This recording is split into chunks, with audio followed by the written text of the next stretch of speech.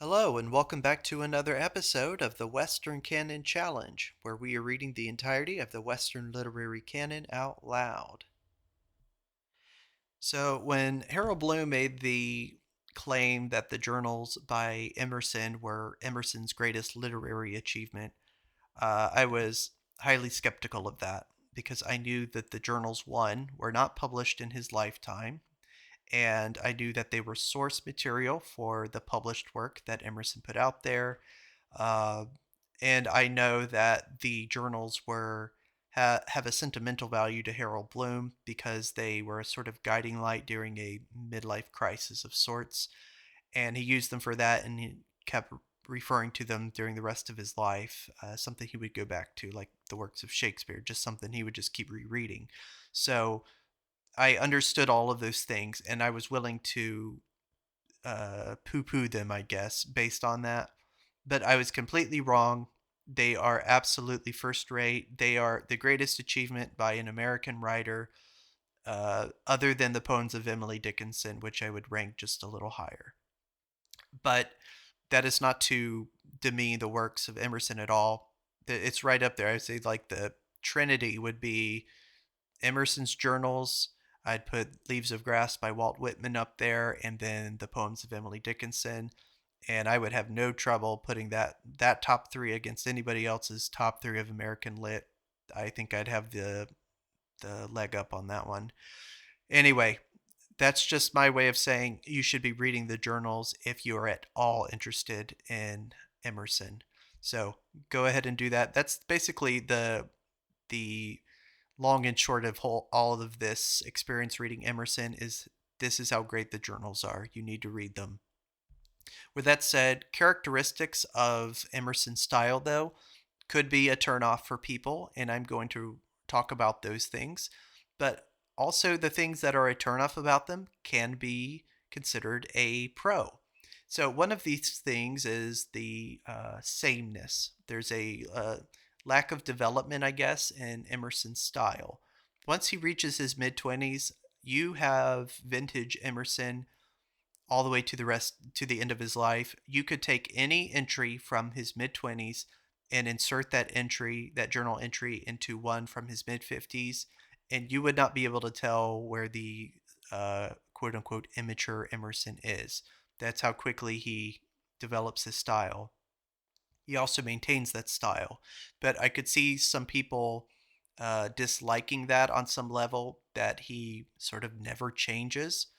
But some people would find that comforting, that he seems to never change, and there's some sort of stability in Emerson that people would admire. I could see Harold Bloom admiring that and relying on that during a midlife crisis. It all makes sense to me. But that is also something that personally is weird to me. It's actually one of the most unsettling, bewildering literary experiences I've ever had, is reading those journals and how evenly his he achieves his tone and keeps it there. There's no hills and valleys in these journals. It's just consistently great writing, even though he didn't none of this was published during his lifetime. And so it's almost you almost hope that there was another journal where he was writing all his mundane thoughts somewhere, because it's hard to believe that this mind was sitting down and writing on this level, easily the level of the essays and just daily journal writing. It's just bizarre. But one author that I is my favorite author is Oscar Wilde, and I can definitely show you the thread of the immature Oscar Wilde, the Oscar Wilde that is talking with the lips of Walter Pater or John Ruskin or someone like that, and the Oscar Wilde who begins to shed that style and come into his own as the great playwright and aphorist witticist, witty, legendary witticist that he was. All of that you can trace. You can also trace after he goes to prison. You can see his style change as his tone changes as he is a broken man. His wife's gone, his children are gone. Obviously, a lot of this of his own fault, but you just see the life itself is almost as important as the work it produced with Oscar Wilde. Like he said, He put his genius into his life and not into his work. Obviously, I disagree with that, but there are other people who were his contemporaries that said he was a better talker around a dinner table than he ever was a writer. I'll never know that. I just have to take their word for that. But the long and short of it is, you can tell what's going on in Oscar Wilde's life essentially by what's going on in his writing. You just see that. With Emerson, you are not aware of any of that. You will be aware that his first wife died. Why? Well, because he devotes a couple pages to it. But after that, he just moves on, and it's this weird moving onness of him that is could be encouraging to people, but almost unsettling to other people. I'm not saying that he's like a psychopath or anything like that, but he is definitely a trust in the. He has a an optimistic, forward-looking sort of outlook of things that makes him almost force himself to keep going. And it's admirable in one way, but also for someone who likes to see an author, a life be, at its greatest and then be broken, and just see sort of like the arc of the human experience. You won't get that with Emerson. You will get a sameness that people find comforting, but to me it's just a little bit unsettling. um, let's see. Another thing is yeah, there's not a lot of percolation in the journals. There's not a lot of scribbling about. He's not chasing ideas. Even if he changes his mind on an idea, you'd have to be very much aware that he's doing it, because he's not really going to ever say that he changed his mind. And he writes just as convincingly about whatever he repents of later on and changes his mind about, that you are just willing to take this and its contradiction together with it as just sort of a wisdom, a proverb, because they're both just so well written that they seem almost self-evident on a human basis, just in the manner of the way that he writes them. Uh, and that speaks to the sort of finality of his writing. I think the Emerson who's asking questions about things, is not leaving you in the dark. He's not leaving himself in the dark. He is leaving you at the doorstep of the answer. Um, that answer might not be what you want. It might be an ineffable thing, a mystical thing, elusive, but he's leaving you there on purpose because he knows where the answer is, and he's come by that answer very early in life, and he's very consistent with it. Uh, and that's perhaps part of this oracular characterization of him as being a sort of New England oracle, or the Oracle of America. That is a very accurate characterization of Emerson. He is very much an oracle in his style and the writing. Whether it's conscious or not, I have no idea, but it's a fair thing to say about him. Um, Another, yeah, contributing factor is his maturity of prose.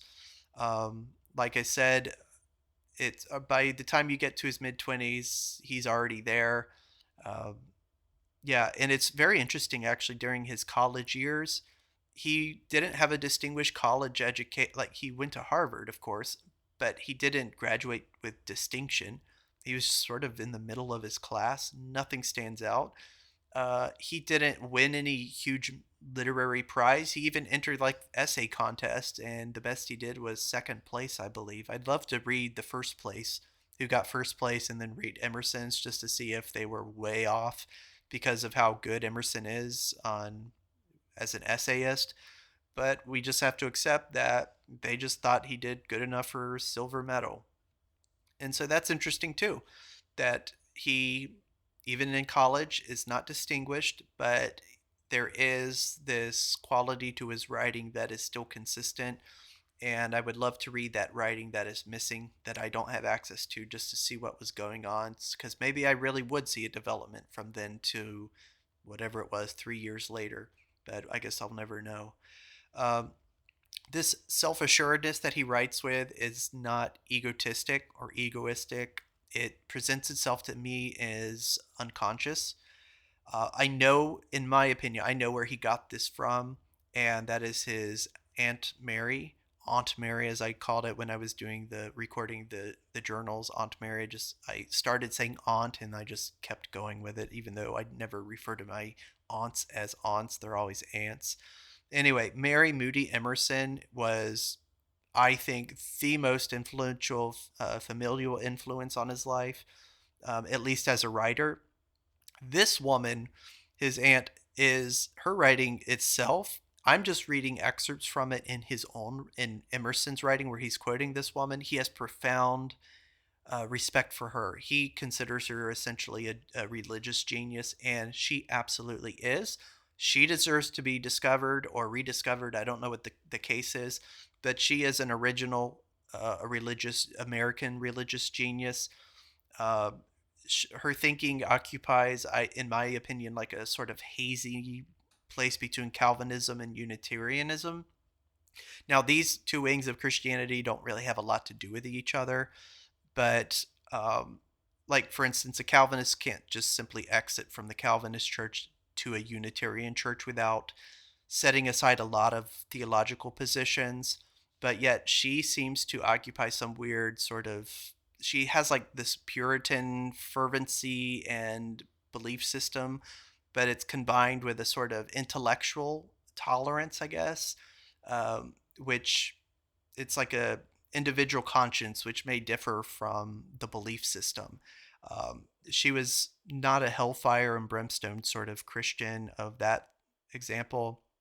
In fact, she's quoted as stating that she hoped one day to be able to put aside the necessity of Christ as a mediator for herself, which I think is a very bizarre thing for a traditional Christian to say. So you can already see um, in that observation that she makes that we're not dealing with just a standard cookie cutter Christian. She's got very different things brewing in her head. Um, yeah. So what she had though, and by necessity, was a considering her difficult childhood, was a uh, inner conviction of her beliefs, I guess you would call it. Not because that they were correct, but because they worked. I think that's the best way of saying it. They helped her navigate a hard life. She had to have them in order to survive, and she was extremely well read. And she passed this on to Ralph Waldo Emerson, her nephew. She, I was even surprised she had read Spinoza. For a woman who just seems very puritanical, even though she really wasn't, to be sitting there reading Spinoza is very funny to me. I love Spinoza, but imagining Aunt Mary Moody Emerson sitting and reading Spinoza's Ethics is just very funny to me. And but it explains a lot of what Emerson got, and he got a lot of that intellectual roving curiosity that he could just sort of incorporate anything into himself. I think he got a lot of that from her, and the confidence to do that. Um, my father is a Baptist pastor, actually, and I was just thinking as a child, far ago in my childhood, that she would have been an absolute nightmare for him to have in her church, in his church, because she did her, it just, she was her own thing. She did her own thing, and he would have just been, she would have been really hard to corral and keep in anything resembling traditional Christian um, beliefs without being like excommunicated or something. Anyway, she'd be undermining essentially my dad at every point, and that would be very funny to watch. But that's the kind of person I think of her as being. Although I need to read a lot of her primary, which uh, her journals and letters are out there. You can read them. I've not read them except through Emerson himself, so I have to read them, but I think they are worth reading, and I will hopefully be able to get around to doing that. Yeah, but Ralph Waldo, I think, inherits from her that inner conviction of himself and his nearness to God, the divine, I guess you would call it, as he came to think of it as, because it's not a personal God really to him. And but he gets that through, I think, a sort of a morality, a sort of uprightness of character, perhaps, like a, and then this sincerity of his style is very important to him. That's why I think like someone juxtaposing him with someone like Oscar Wilde, who readily took up personas and the ironic and even sarcastic and elitist sometimes, would be him very much a turnoff. And so it's very fun to me to juxtapose those two personalities. But Emerson would strike through what the truth is through being a sincere person and everything you saying being worth publishing. I know parents will say, don't write anything down that you wouldn't have published in a newspaper. Well, I think that's the case for Emerson. Besides a few things he might say about a person, which the editor later in the journals would edit out that person's name because, of course, he didn't expect it to be published. But they did that for him because they realized that he would have done that himself, I believe. He would have X'd out that name. Um, anyway, but yeah, I think he and his aunt shared a lot of things in common, and he's sort of like a spiritual successor to her spirit. Another thing that I'd like to point out is Emerson's relationship to fiction, which is a little bizarre to me. And I've come to find out that his skepticism about the novel and fiction in general was not completely uncommon in his day. Uh, and you might think of this as perhaps a lingering Puritan streak in him to be uh, have a suspicion about any story that exists for its own sake, or it's just if it's not written for the betterment of humankind or as an allegory of the spiritual life, well, then what's the point of it? It's just a story for a story's sake. And there is very much that spirit, especially in America, about if you wrote fiction and had to be, it had to do something for you, it had to encourage you to act a certain way. So when he gets to the novels of Jane Austen, when he runs up against the surface level sort of British class system and the formality of it and the almost arbitrary way in which things happen based on the invention of these categories that keep people apart or bring them together. You know how Jane Austen novels are. He doesn't really find any worth in them. He finds them very frivolous. All, of course, posterity has seen this differently. It sees what's going on in these stories, but it gets more out of them than Emerson did. So his generosity of spirit, which is well known and legendary, uh, did not extend at least to Jane Austen. Neither did it extend to Thackeray's Vanity Fair, but anybody that's read Vanity Fair can understand why it would not really suit Emerson's temperament. Another person, Sir Walter Scott, he doesn't really have anything against Walter Scott. He just thinks of him as a peg down from the truly great writers. The same thing goes for Dickens. And in fact, the public idea of Dickens is that he's one of the great novelists, and it's very much true.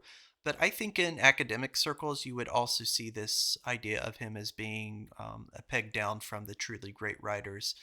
So his popularity in the public consciousness is probably out outdoes his esteem in academia, which for many people is just says something bad about academia. But in my opinion, I think there's probably something accurate about that about Dickens. Of course, I'll be reading essentially everything he ever wrote. I'll have to look exactly what Harold Bloom recommends, but I'll be reading probably at least 4 or 5 of his novels. But yeah, we'll get to that on a personal level ourselves. But these are just an example of his overall spirit of skepticism and I would say lack of generosity to, uh, you know, uh, grant these people the benefit of a doubt. And it's not an opinion that he came by because as a youngster he read lots of novels up until his college age, and so he has a steady diet of novels, and so he has an opinion that is based on something. It's not. It's in fact what I did was I went through his journals and I started compiling a list of the sources of the books and authors that he refers to. And here's what I came up with. I'm not going to list individual authors, but here's what the lion's share of it is. He references lots of essays, so Montaigne especially, Greek ethical writing, Plutarch, so forth, Greek philosophy, Roman philosophy, philosophy just in general, ancient and modern. He read Bentham, John Stuart Mill, Hume, those people, Spinoza. So he was familiar with all those people. Uh, Religious theological writing, He'll even read Zoroaster, the Quaker, Swedenborg, of course, Christian theology. All that stuff is not unfamiliar to him. He cites these things a lot, but you will see very little references to fiction. Even when he talks a lot about Carlyle, it's essays, things like that. It just oh yeah. But the other thing I guess is that's high on his list is poetry. Poetry is always up there. Poetry is not something that's a lateral move from fiction. It is up high. The it is right there with religious writing, and it is a sort of religious, quasi-religious thing to him. Perhaps a person who would be an exception to that is Shakespeare. He reveres Shakespeare from the beginning of his life to the end. He never tires of Shakespeare. He's always in awe of Shakespeare. He does have reservations about Lord Byron. You can imagine that he probably would not like Lord Byron as much as Shakespeare, obviously. But yeah, Byron's subject matter is not seen by him as perhaps worth the level of that poetry can achieve. So he doesn't often talk about Byron in the best light. Yeah, I would say Emerson values a sort of nobility of style that is lacking in some of these people that you could probably discern as that he's at least consistent. If he has a dislike for something, it usually is very consistent with his criteria that he both internally has and he also outwardly states that he has. Emerson writes a lot about his thoughts, of course, in a confessional manner, but the confessions don't, at least in my opinion, they don't come across as a man revealing his humanity. And I've sort of gestured to that in different places. He's revealing his humanity on a sort of plane of thought that's, in my opinion, just above the truly personal, although he does refer to personal things happening.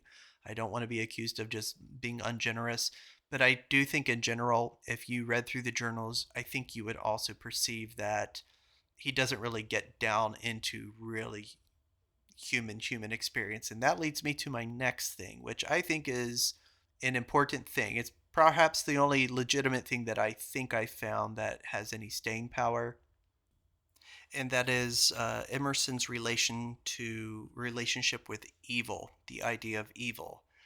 Emerson, of course, talks a lot about the evils of slavery, and that increases into the 1850s and, of course, into 1860 when the Civil War begins.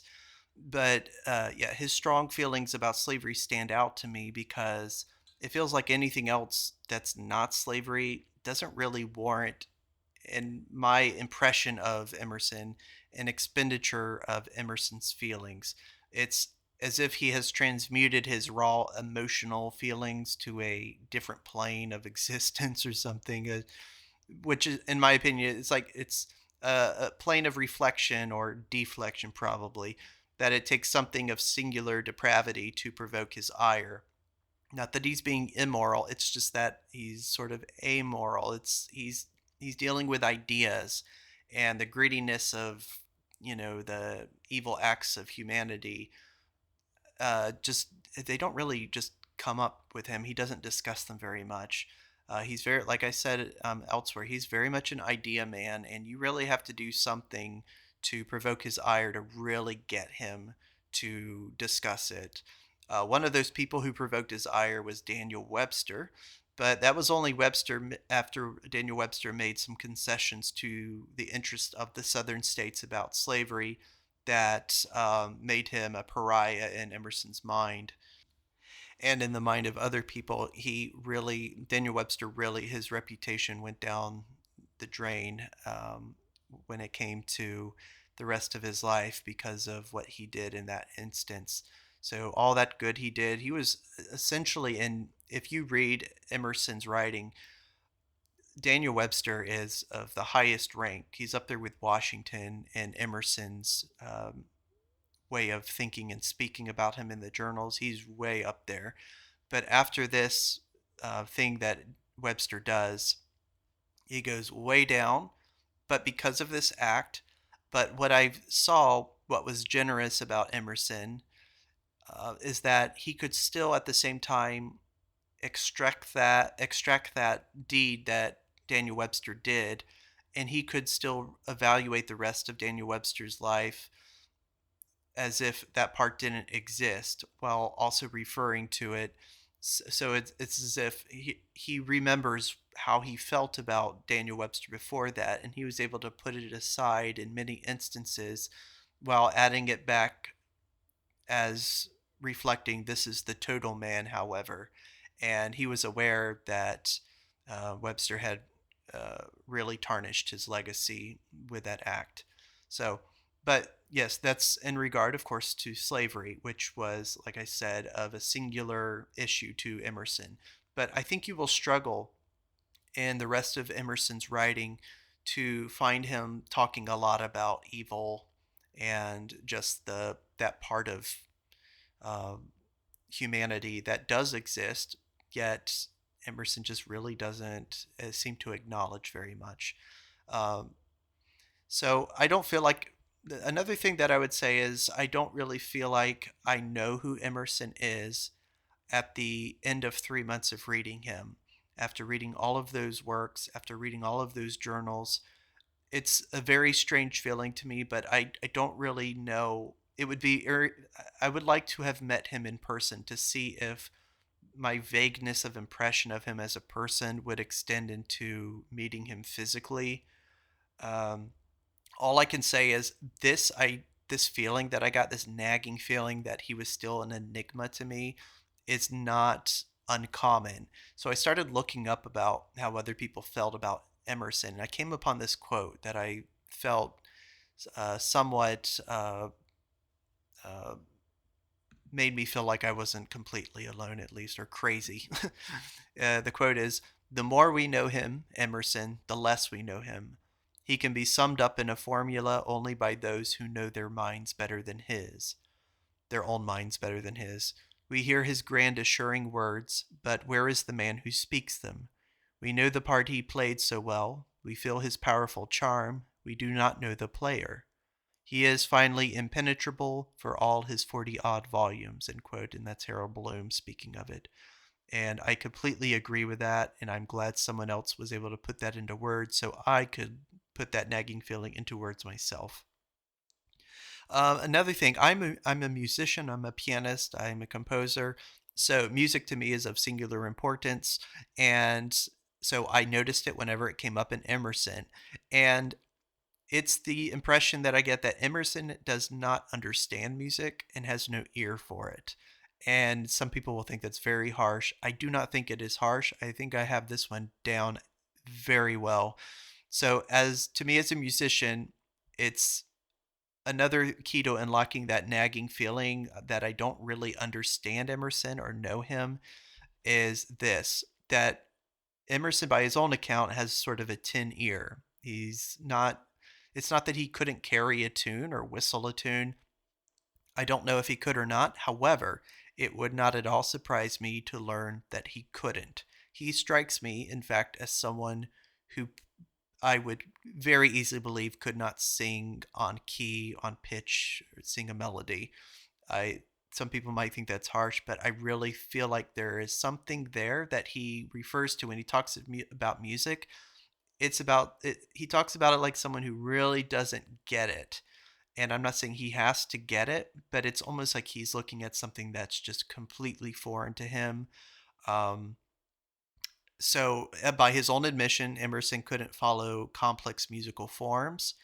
This could be merely the result of insufficient exposure to classical music, which, of course, utilizes more complex forms than standard song form. I don't get the impression that he was in regular contact with great music, as I would call it. As a churchgoer or even as a pastor, he would have been exposed to music, but of the simple hymn variety. His church choir, I don't even know if they had a church choir, but they were, of course, probably not performing Bach chorales and Bach cantatas. He does mention attending a performance of Handel's Messiah once, so that stood out to me. However, he does talk about how during the performance he was playing tricks with his eyes in which he was staring at the stage and then squinting and then opening his eyes and closing them, squinting so he could make the lights on the stage get blurry and then light up. It just struck me as a very weird thing for him to be talking about in the midst of while he's supposed to be talking about this moving performance of Handel's Messiah. He does mention things about like Handel's Messiah, how great it is, or whatever.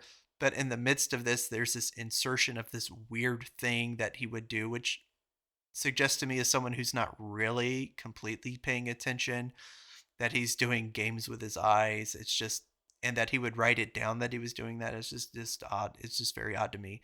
But this perhaps relates something to do with the fact that though he's an eloquent writer, he's not a melodic writer. And I'm talking, of course, about words. He's not a musician. He wasn't writing music, but he's not. He doesn't. His words are not musical to me. They are very linguistic. Um, he is very easy to lose. Yeah, another thing is that he's very easy to lose when he's writing. You can drown in a sea of semicolons and colons and not know where any sentence is going, especially when you're narrating out loud. It's just a disaster. I'll get to that probably a little bit more. But here's a few quotes about music that Emerson made that I compiled that I think help prove my point, even if it is somewhat controversial. So here's something he says about music. Quote, music causes us to think eloquently, end quote. You might think, what's wrong with that? Well, the thing is, music causes me to think about music on a personal level. That's what music makes me do. It doesn't transmute itself into making me write differently because it's just a completely different art form. It doesn't transmit itself into words to me. So I could dismiss that one as perhaps just a personal gripe that I think that's just a little bit of a misfire as far as it doesn't really agree with me personally.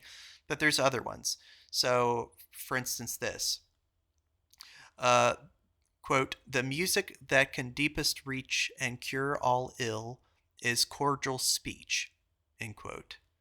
Now, to that is a very bizarre statement. So, I find that just bizarre to me.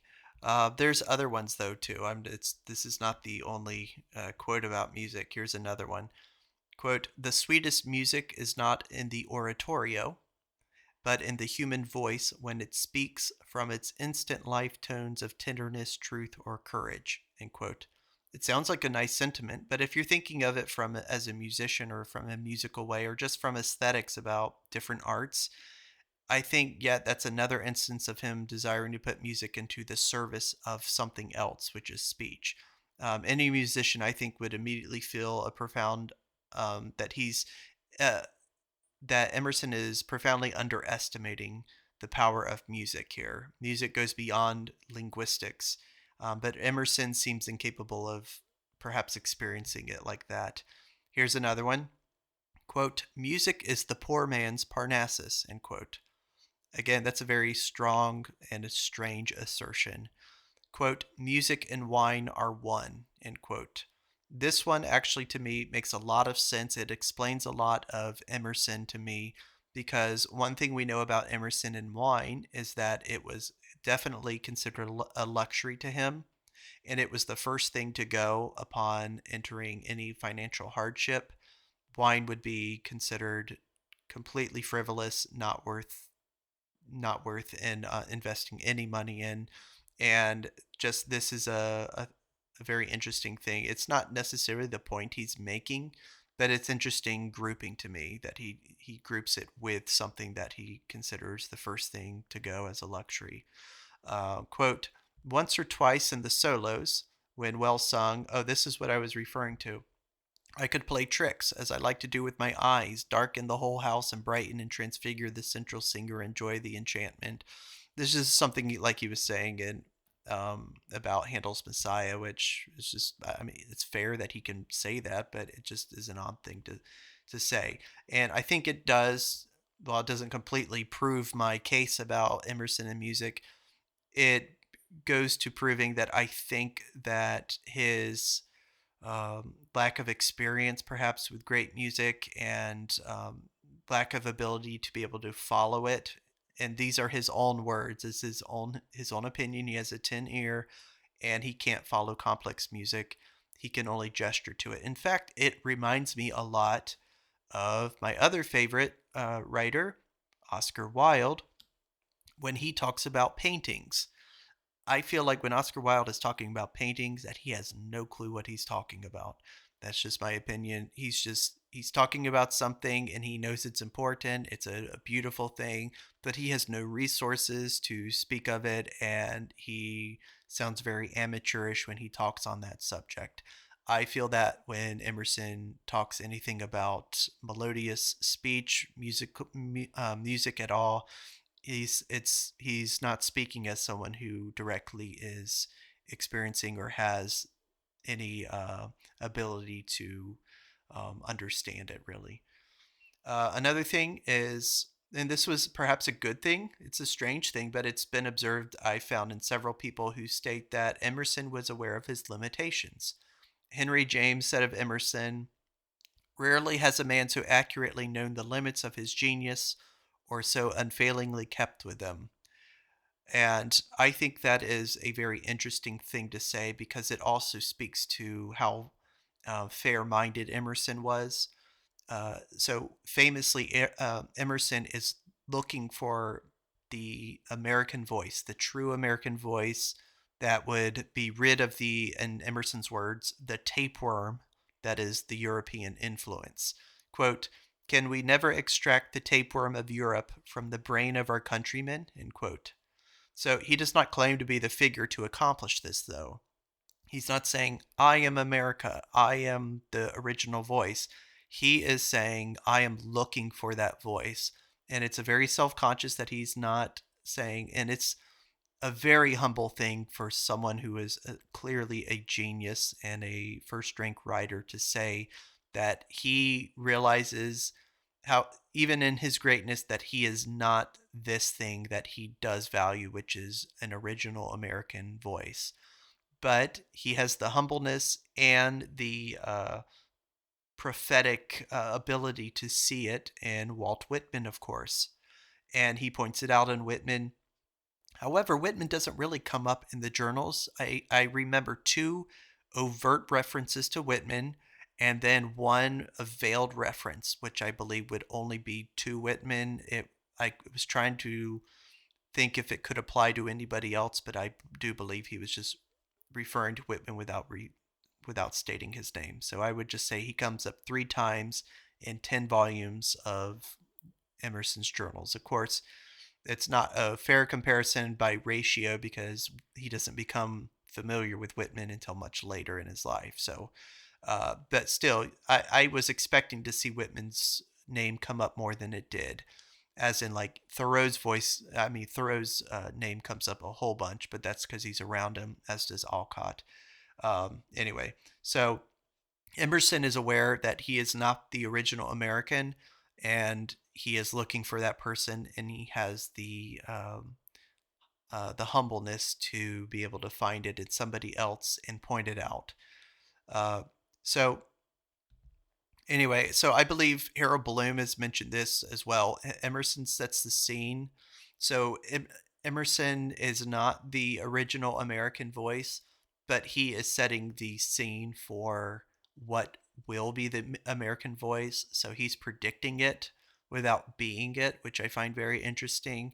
He is setting the boundaries, I believe, of what the terrain of American literature will be, what its topography, I guess you could call it, is, what its hills and valleys are. He's mapping all that, and there are some authors, American authors, that completely hate this fact that about Emerson that he did this. They think it's a gross overstepping by Emerson to do this.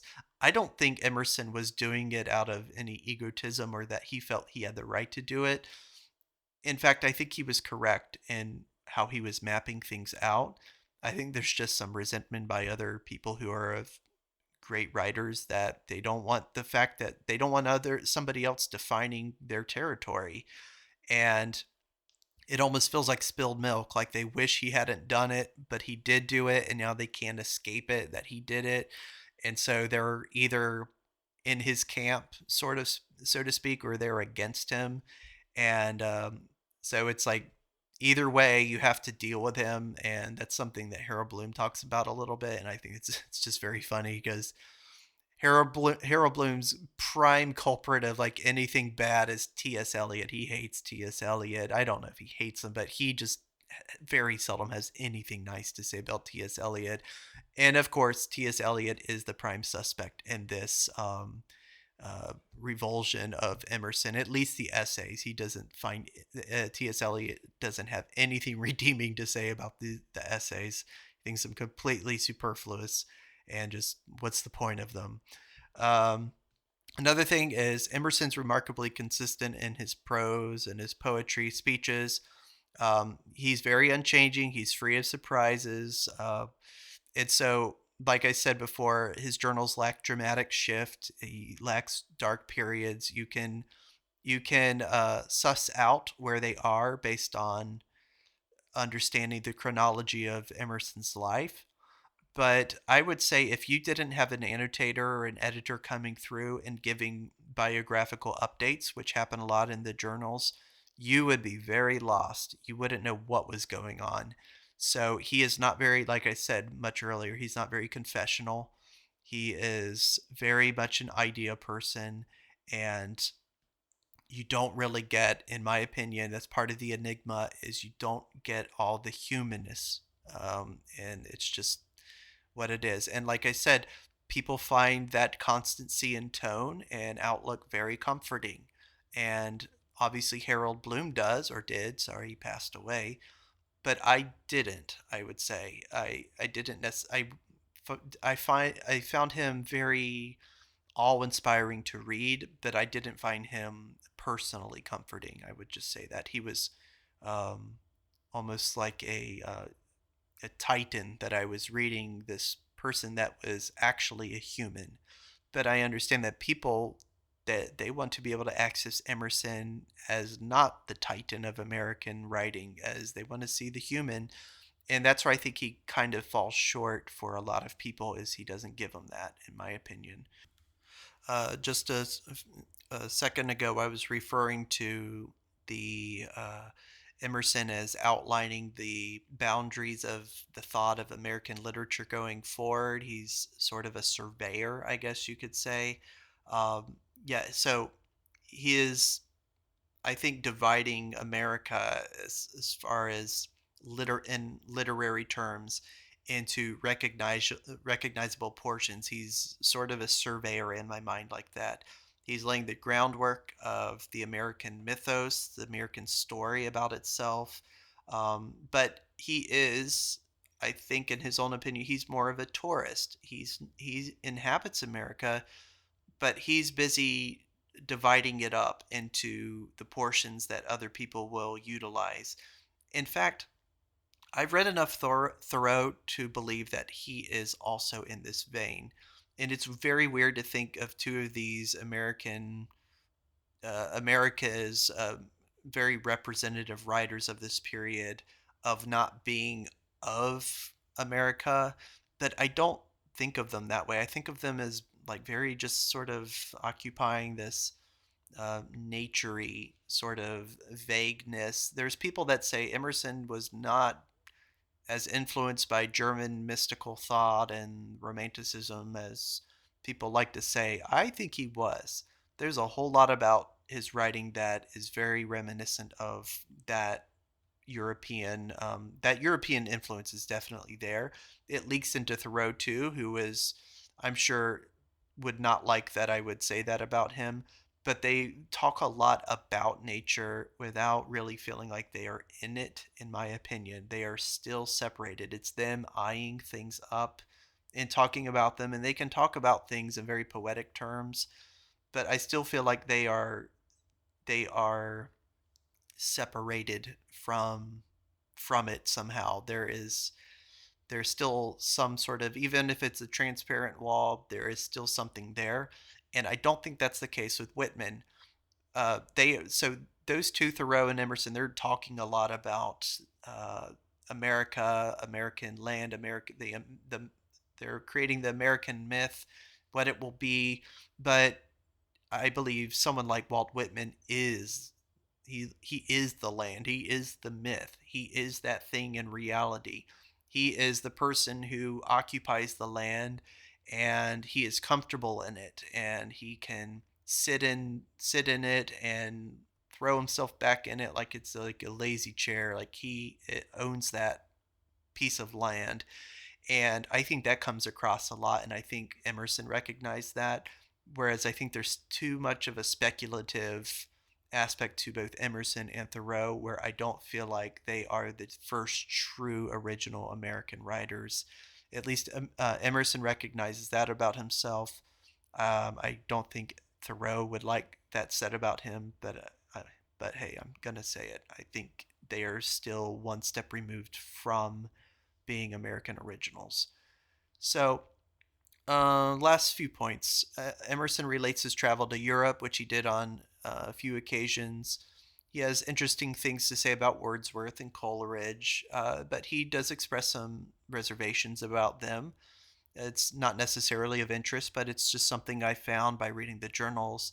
He makes an instant connection with Thomas Carlyle, however. Of course, of those three, he would be the one in America that we would know the least about. But I will be reading Carlyle anyway. He's on the list. So I'm very excited to figure out what Carlyle's all about. I only have heard about him through secondhand through Emerson now and through Reputation and various other places, but I don't know him directly. So, but one thing with Carlyle is that Carlyle and his relationship with Emerson was strong enough that even when Carlyle was saying things that were could be interpreted actually as overtly pro-slavery or not necessarily against slavery, Emerson was able to stomach that or just overlook it. And I'm not saying that as a bad thing about Emerson. I'm just saying that's an enormous capacity that he can still, while he reviles everything about slavery and and his reputation, especially in that mid-century, is mid part of the 1850s and 60s, is commenting on it a lot. He still is able to carry on relationships about this thing in which people were going to war against each other about. And that's just very interesting to me about Emerson is he has this grandness of spirit that he can still have that with people who would disagree with him. We think today in our politics that we're divided. I mean, there was people literally at each other's throats killing each other just in the 1860s. And someone like Emerson is a good example that he knows how to separate various things and to see a man aside from something that others would just say, I cannot see past this. And it's actually feels like a very outmoded way of thinking. Some people want, it's like a very, either you're in or you're out with this person, all or nothing, a zero sum game.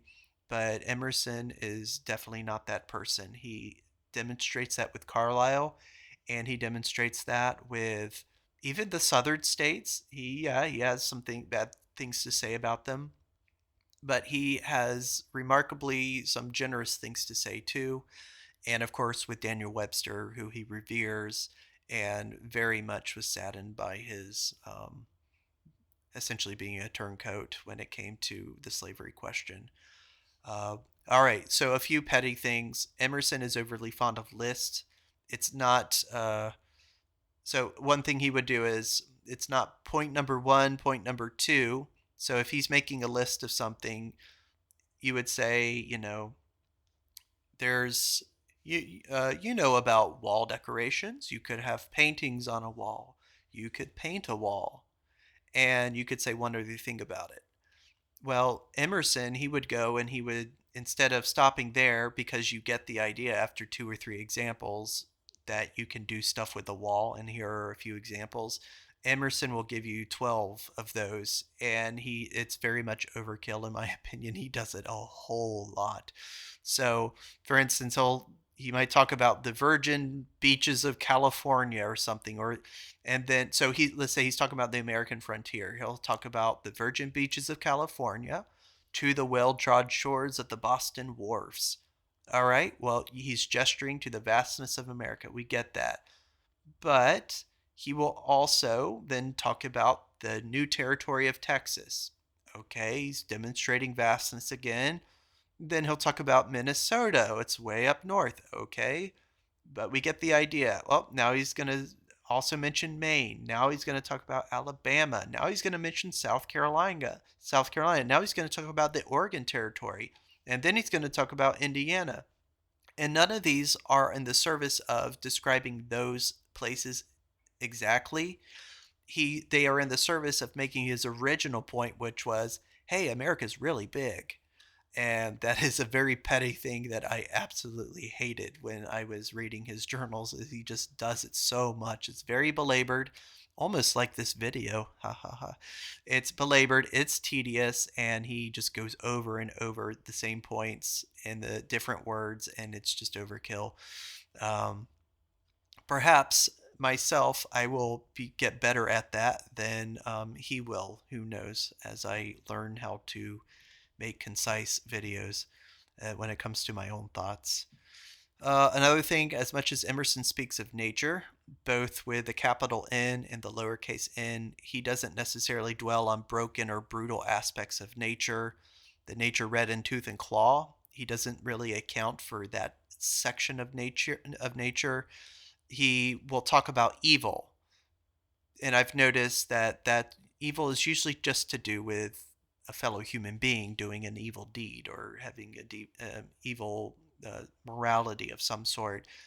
But I don't recall one time where he talked about uh, the underbelly of nature, the Dionysian sort of roiling, sort of demonic aspect of nature as something that really doesn't care whether you live or die, can just as easily promote you and then strike you down the next instant, almost without conscience or without conscience.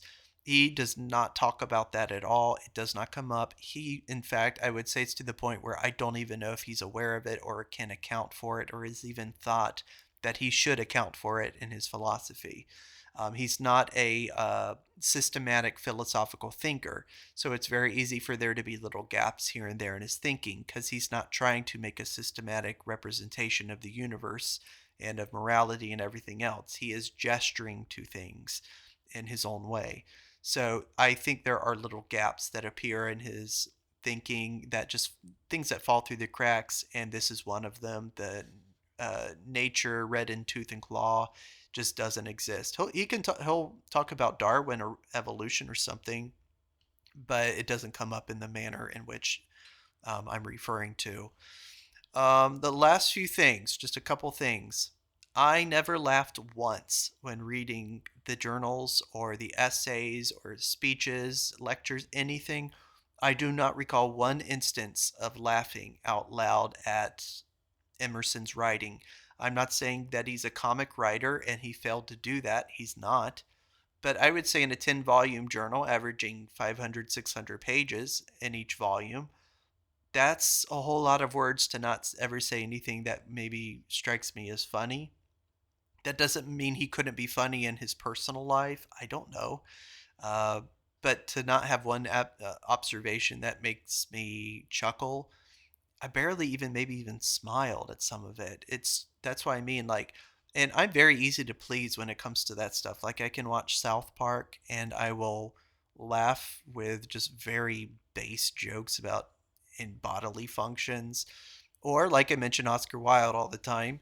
I can listen to his plays and laugh listen to them to the 200th time and laugh every time. It's just they're just funny to me, and so I can be made to be laugh out loud and fairly easy and with very simple means.